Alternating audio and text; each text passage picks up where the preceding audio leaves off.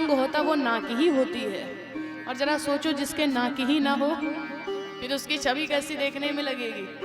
तो ये नाक जो होती है ना, माताएं भी जब कहीं बेटी को भेजती हैं तो क्या कहेंगी, बिटिया नाक न कटा ले हो, नाक की लाज रखना, क्योंकि ये इज्जत होती है। तो लक्ष्मण जी ने क्या किया, नाक ही काट लिया, कान ही काट लिए। लक्ष्मण जी से तो कोई बच ही नहीं सकता है महाराज। जब लक्ष्मण जी महाराज परशुराम जी से भिड़ गए, जब लक्ष्मण जी जनक जी को सुनाने लग गए, तो लक्ष्मण जी भला कहाँ रुक सकते हैं, उनके सामने तो कदापि कोई गलत सोच तक नहीं सकता है। और शूर्पणखा आई, लक्ष्मण जी से कहने लगी, अच्छा सुनो, अच्छा तुम उनकी तरह मुझे उत्तर देना, खुरखुरा नहीं। शूर्पणखा ने कहा, जिस प्रकार से तुम्हारे भैया ने विवाह करने से इनकार कर दिया है कि हम विवाह नहीं कर सकते हैं क्योंकि मेरा विवाह हो चुका है। ध्यान से सुनिएगा।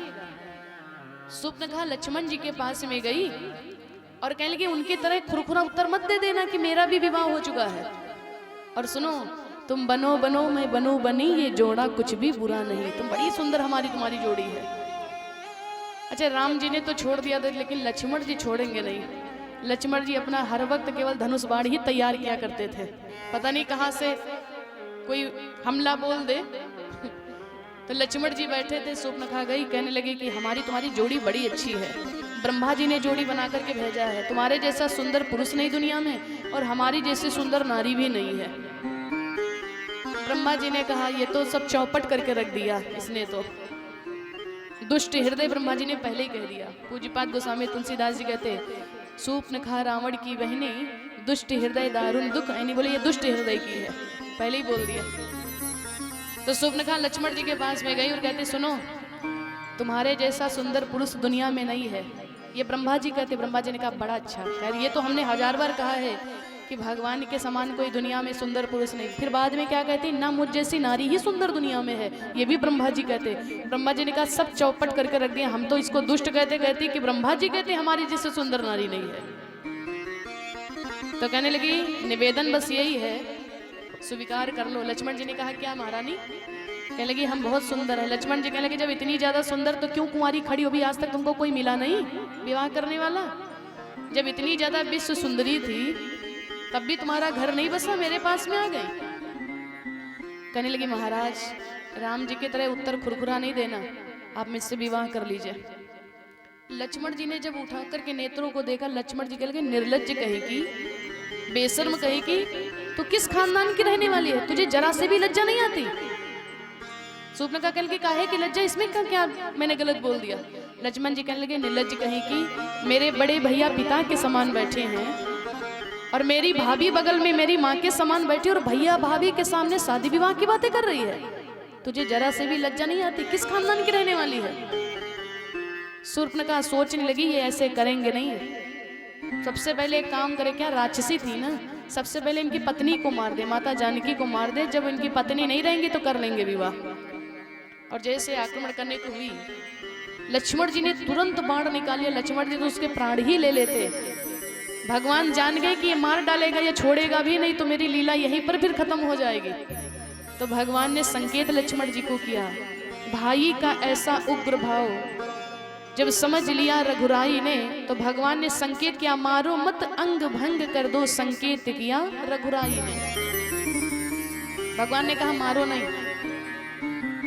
और तब लक्ष्मण जी ने नाक कान को काट लिया। अब तो नकटी हो गई, ना तो नाक ना कान। उसी जंगल में खरदूषण तीसरा रहते थे। खरदूषण तीसरा से जाकर के सब सुनाया, भैया वो दोनों तपस्वियों ने मेरा ये काम किया है। खरदूषण तीसरा बड़े ही बलशाली थे, पूरी सेना के साथ में भगवान से युद्ध करने गए, परंतु जब खरदूषण तीसरा ने भगवान के रूप को देखा तपस्वी रूप में, तो खरदूषण तीसरा भगवान के स्वरूप को देख करके देखते ही रह गए, इतने प्यारे भगवान थे। विचार करने की ये बात है कि खरदूषण तीसरा गए तो थे युद्ध करने के लिए, परंतु भगवान को देख करके देखते ही रह गए। दुश्मन भी तारीफ करने लगा दुश्मन की कि कितने सुंदर है ये, और खरदूषण तीसरा मन में विचार करने लगे, ये मारने के योग्य है नहीं। क्यों? बोले अगर इनको मार देंगे तो दुनिया से सुंदरता ही खत्म हो जाएगी। भगवान इतने ज्यादा सुंदर थे।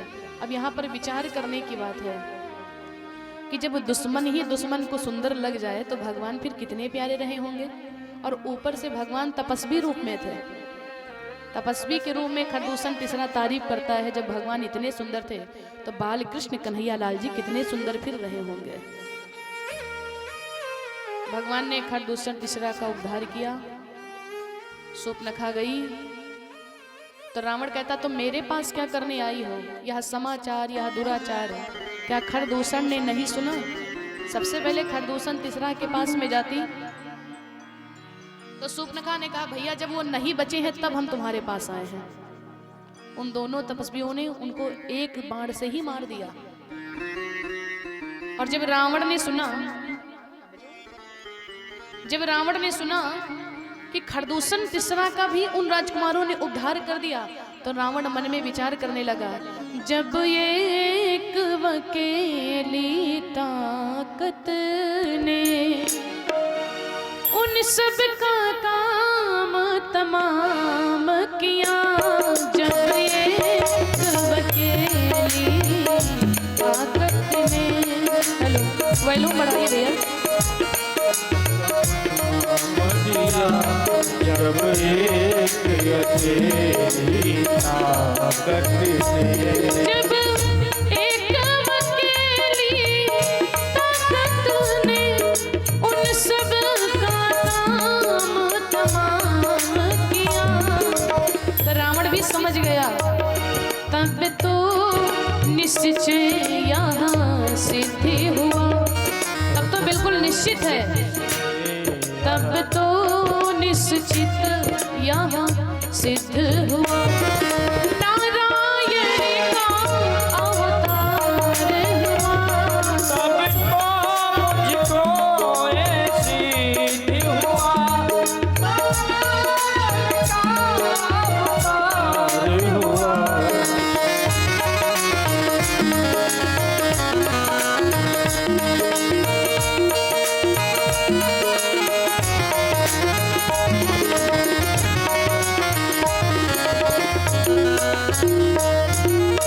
बोली बाल कृष्ण कन्हैया लाल की जय हो। रावण बड़ा ही विद्वान था। रावण समझ गया कि जब एक अकेली ताकत ने उन सबका काम तमाम किया तब तो निश्चित यह सिद्ध हुआ कि नारायण का अवतार हुआ। रावण समझ गया कि भगवान ने ही मारा है। तो रावण तो बहुत विद्वान था। अच्छा, जब भगवान राम बन करके आते हैं तो रूप बदल करके बोली बाल कृष्ण कन्हैया लाल की जय हो। श्री राधा रानी सरकार की जय हो। सभी भक्त मिलकर के 2 मिनट मेरे साथ में प्रभु नाम का संकीर्तन गाएं और इसके बाद में हम लोग बड़ी ही पावन कथा को श्रवण करेंगे। बोली बाल कृष्ण कन्हैया लाल के जय हो। श्री राधा रानी सरकार की जय हो।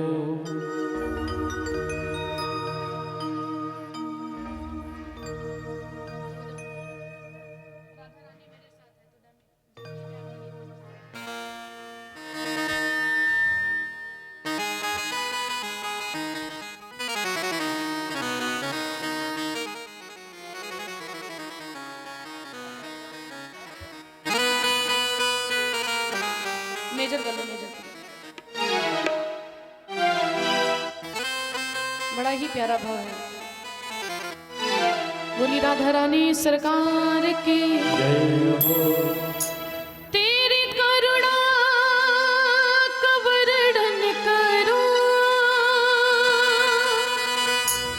मेरी वाणी में वो दम नहीं, जब से तेरा सहारा मिला अब सताए कोई गम नहीं। तो सभी उठाएंगे पूरे पूरे हाथों को और तालियों के साथ में गाएंगे। ढप लगाइए। उसने पकड़ा मेरा हाथ है,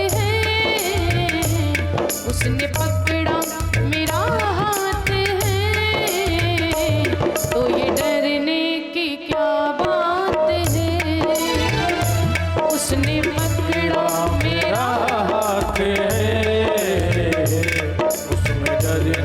की क्या बात है।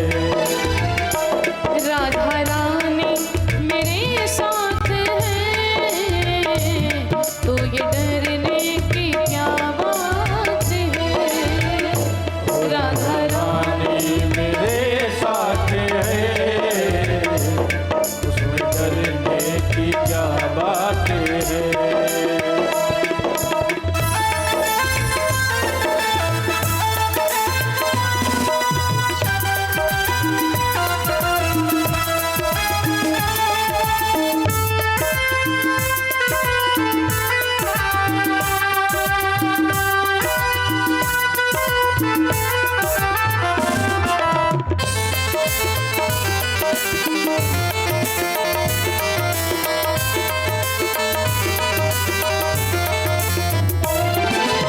सभी गाएंगे। ओ तेरी करुणा का वर्णन करूं, मेरी वाणी में वो दम नहीं। तेरी करुणा का वर्णन करो, मेरी बाणी में वो दम नहीं हो। जब से तेरा सहारा मिला, अब सताए कोई गम नहीं। जब से